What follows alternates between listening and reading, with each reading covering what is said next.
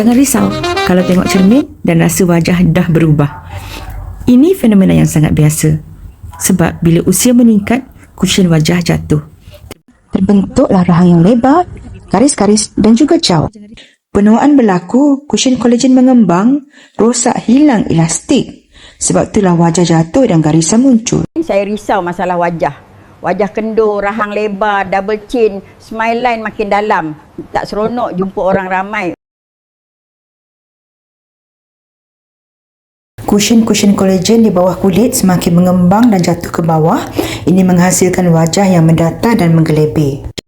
Sebelum rawatan, kita akan buat face mapping untuk tentukan jarak kejatuhan dan berapa banyak lifting yang diperlukan. Lepas tu kita pilih rawatan 3-in-1 yang memang direka khas untuk memulihkan rahang yang jatuh.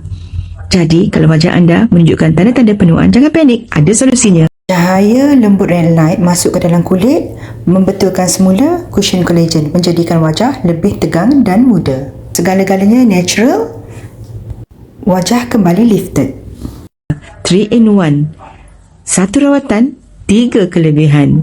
Menaikkan rahang yang jatuh, mencantikkan smile line, menjadikan wajah V-shape. Bila kita dah selesai dengan rawatan kan, sangat gembira, sangat puas hati. Red Light 3-in-1 membetulkan kushin kolagen di bawah kulit, mengembalikan wajah asal tanpa suntikan, tanpa pembedahan, tanpa filler, tanpa toksin, tanpa benang, tiada downtime dan hasil yang pantas. Jangan risau lagi kalau wajah jatuh. Rawatan Red Light membantu mengangkat wajah sehingga 3 cm. Kembalikanlah seri dan ketegangan wajah anda. Sebelum tu, datang ke sesi face mapping kami untuk kenal pasti punca sebenar kejatuhan wajah. Face map mengesan tempat jatuh wajah yang sebenar, melihat berapa sentimeter wajah yang jatuh, membolehkan rawatan dilakukan dengan tepat.